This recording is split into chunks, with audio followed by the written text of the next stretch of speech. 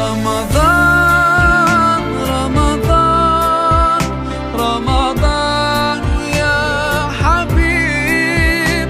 Ramadan, Ramadan, laytaka dawman qareeb. The first point of taqwa is to have this yaqeen that Allah is watching me. Allah dekh raha hai. That is the very first point. So throughout Ramadan al-Mubarak, that is what we will work on.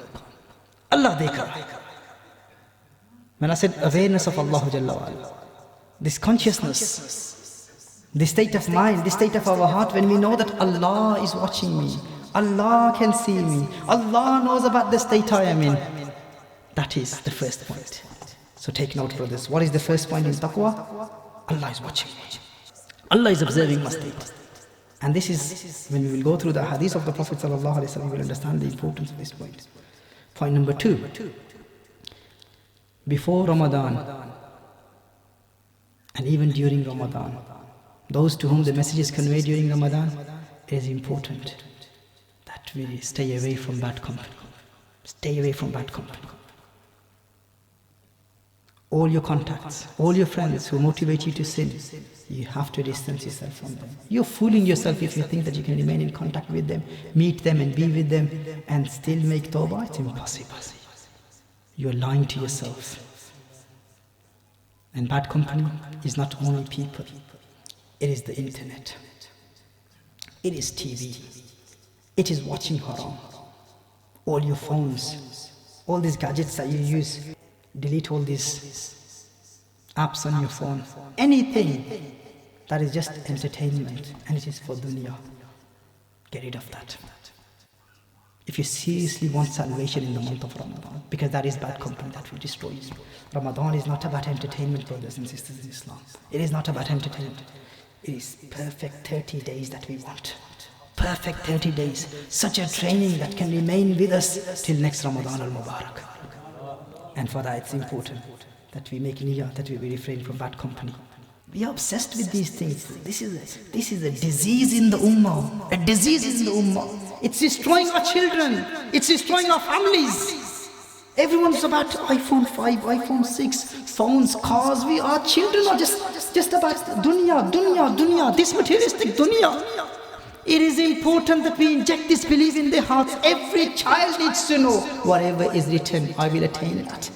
We are obsessed with these things in dunya. The goal is dunya, paisa, daulat, I will make that. You will not make anything more than that which is written for you. Remember that. If you're a Muslim, then you have to have a yaqeen in this. That is what we will work on in the month of Ramadan.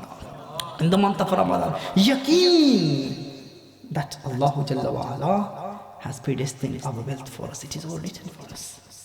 Nothing can increase that. Nothing can take away a penny. Remember that. We do not have to go and contact people for dunya, for rabta with people. That if the entire world starts supporting you, they will not be able to add a penny more than what is predestined for you. And if the entire world was to become your enemy, they will not be able to deprive you from a penny for what was predestined for you. Why knock on the doors of dunya? Why beg people of dunya? It's written for you. It's written for you. Whatever is written, you will get that. So why worry about these things? I want this car, I want that car, I want this property, I want this house, I want this. Why? This fikr. We will take that out of our minds and our hearts. So point number 2 is to refrain from bad company. To refrain, to tell your friends, look, this is the month of Ramadan.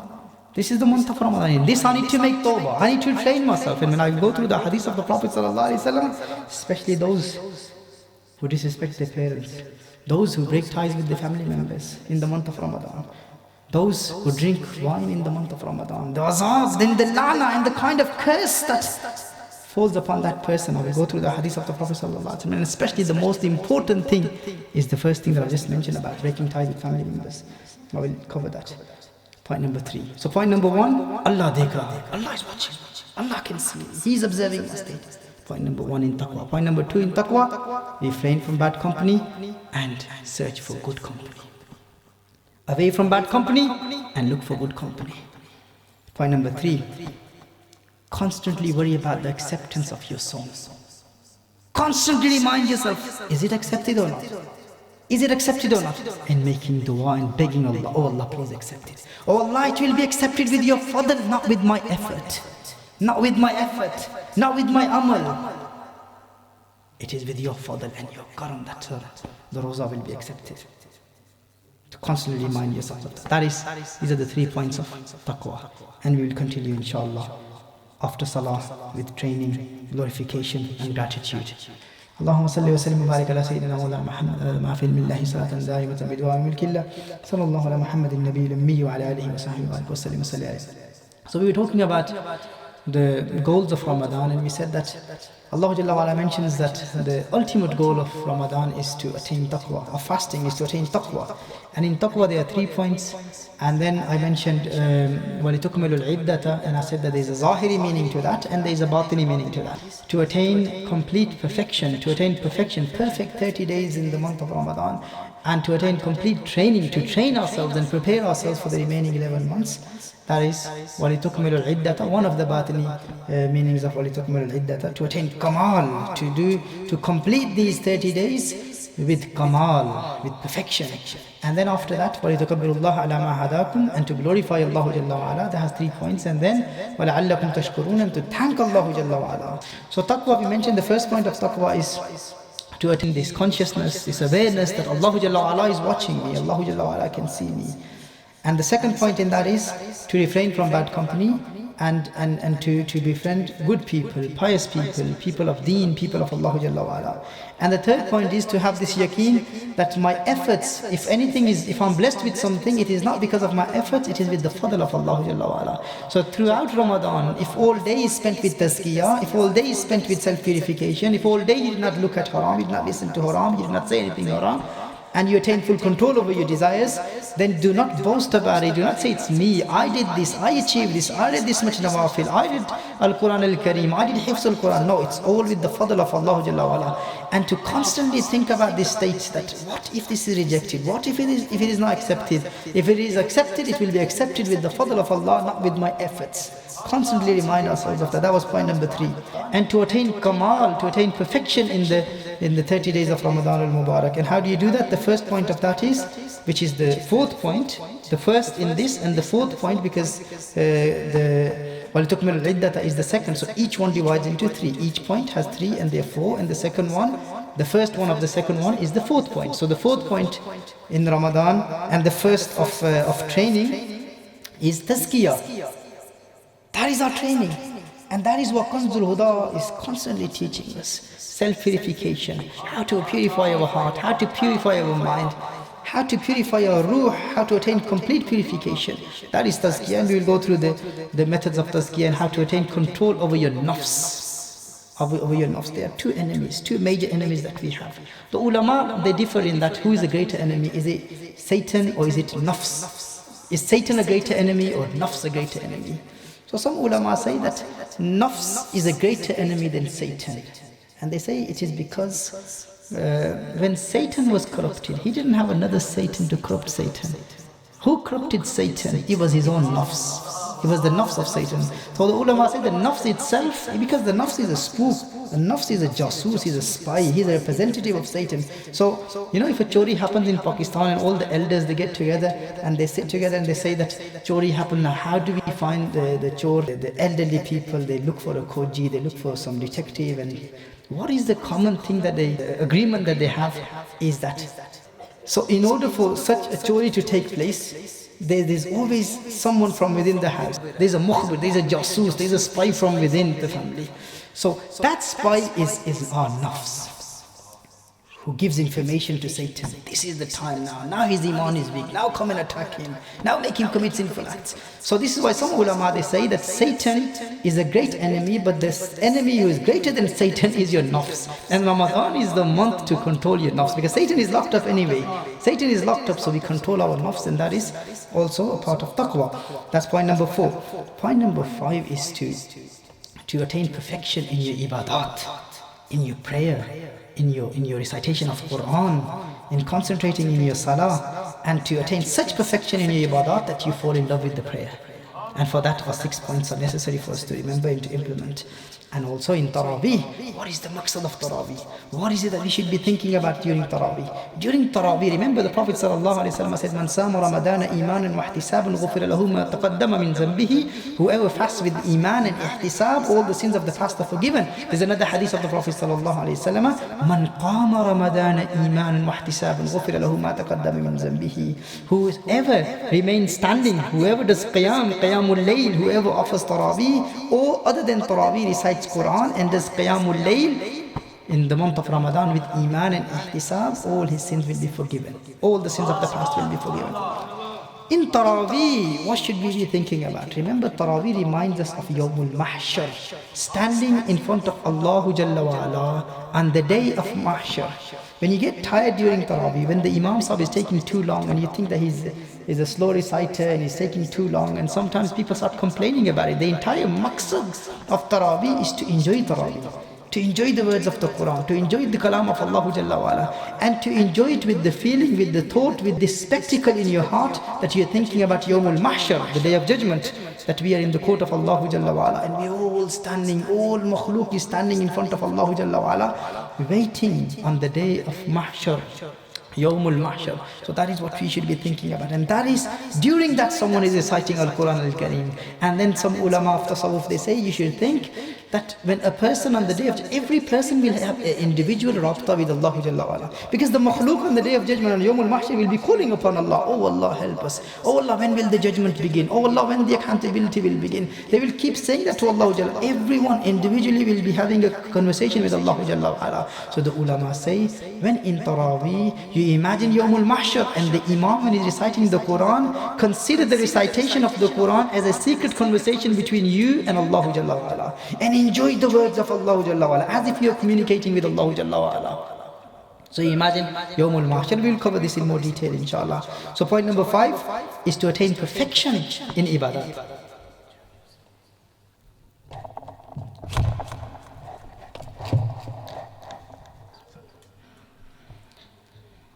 So that is point number 5. Point number 6 is a very important point. This is the training. Training is tazkiyah, training is ibadat, to fall in love with the ibadah. And point number 3 in training, remember the training I said when you're boxing? Do you remember the example? Have you forgotten the example? Without an opponent, it's a lot easier. And with an opponent, it's difficult. So the 11 months, it is with an opponent. And within this 1 month, you're just punching back. It's a lot easier. And if you can be successful and if you can last for the 12 rounds without an opponent, then you have attained training. You have trained yourself. Because when Satan comes out, then you've got some chance. And then after that, then you get tired, because then you start all over again the next Ramadan. Remember that. Because when you are controlling your desires, then your heart is stronger than your desires. Your heart is stronger than your nafs. So in 1 month's training, your heart becomes a lot stronger than your nafs. But then after 11 months, then once again the nafs becomes stronger, and then there's another Ramadan. So this is why we keep refreshing our training. We keep training every year. So this training never ends. This is why Allah subhanahu wa ta'ala constantly says, taqwa. Why? Every year we have to work on this taqwa. We have to keep striving. And for tazkiyah, this is the best time for tazkiyah. Imam Ghazali rahimahullah, he says that fasting is all about tazkiyah. Ramadan is all about tazkiyah. Number 6, ये सबसे important point है मेरे नज़दीक रमज़ान मुबारक में, सिला रहमी, दुश्मनियाँ ख़त्म करना. And this should be our target in the month of Ramadan, to go to your enemies and to seek forgiveness.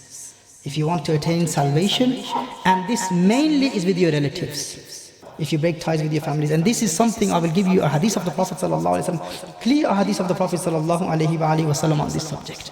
And this is something very important for all of us. If you want salvation in the month of Ramadan, and if you want to receive the mercy of Allah Jalla wa Ala, the rahmah of Allah Jalla wa Ala, then you have to go back to your friends, your relatives who have become your enemies. Even if you have to seek forgiveness, go and knock on the doors and seek forgiveness. Those who break ties with family members, with the relatives, it's important that they go to them and ask for forgiveness. This is a khas amal for the month of Ramadan. This is point number 6, and in this second juz of training, it's point number 3. The Prophet ﷺ mentioned all the ni'mas of Ramadan, all the barakahs of Ramadan, and how Allah Jalla wa Ala's mercy descends in dunya. And then the Prophet ﷺ mentions how Jannah is decorated. The Prophet ﷺ talks about the hoods of Jannah. And then the Prophet ﷺ mentions how the angels of Allah Jalla wa Ala, they descend, and how everyone is forgiven in the month of Ramadan. After praising the beauty of Jannah, after praising the angels, after talking about the angels and the rahmah of Allah Jalla wa Ala, and how a servant of Allah Jalla wa Ala benefits, and how no one is deprived in the month of Ramadan, after mentioning all of them, then Rasulullah sallallahu alaihi wasallam says, all are forgiven. All are forgiven, but 4. All are forgiven, but 4 people. And who are the 4 people? The Prophet sallallahu alaihi wasallam said, one who is addicted to wine. The first one who drinks sharab. The one who drinks sharab, one who drinks khamr, one who is addicted to wine is someone who will not be forgiven. So this is important. If someone is addicted to wine, make Taubah in the month of Ramadan. Make Taubah in the month of Ramadan. Ask for Allah's forgiveness in this blessed month of Ramadan, Ramadan, Ramadan, ya Habib. Sallallahu ala Muhammadin nabiyil ummi wa ala alihi wa sahbihi wa barik wa sallim wa salli alayhi. Muhtaram ahibba, आज का खुसूसी विर्द आप note कर लीजिए. ये खास विर्द बीनाई के लिए है. अगर आपकी नज़र कमज़ोर है तो अपनी आई साइट को इम्प्रूव करने के लिए आप इस विर्द को पढ़ेंगे तो इंशाअल्लाह ताला अल्लाह जल्ला वाला आपको बरक़ात अता फरमाएगा.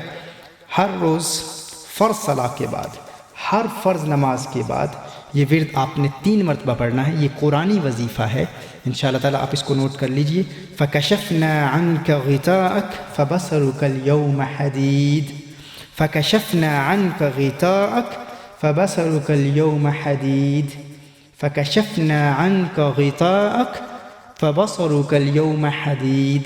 इसको 3 मरतबा आपने हर फ़र्ज़ नमाज के बाद पढ़ना है. पढ़ने के बाद आप अपने हाथ पर दम करें, और हाथ पर दम करने के बाद अपने हाथ को अपनी आँखों पर मल लें. तो इसकी बरकत से इंशाअल्लाह ताला आपकी नज़र की कमज़ोरी दूर हो जाएगी. Brothers and sisters in Islam, today's special wazifa, khas will today inshallah, if you take note, that is to improve and maintain your eyesight. It is for improving and maintaining your eyesight. This is a wazifa, a special litany, and it is taken from Al-Quran Al-Kareem. If you recite this Quranic verse, فَكَشَفْنَا عَنْكَ غِطَاءَكَ فَبَصَرُكَ الْيَوْمَ حَدِيدٌ. فَكَشَفْنَا عَنْكَ غِطَاءَكَ فَبَصَرُكَ الْيَوْمَ حَدِيدٌ. فَكَشَفْنَا عَنْكَ غِطَاءَكَ فَبَصَرُكَ الْيَوْمَ حَدِيدٌ. You recite this thrice, 3 times after every salah. After every salah you recite this, and you said blessings upon the Prophet sallallahu alaihi wasallam before and after it, and then you do dam, you blow upon your hands, and then you place your hands on your eyes. Inshallah ta'ala, with the blessings of this, your eyesight will improve. Wa akhiru da'wana anil hamdulillahi rabbil alameen.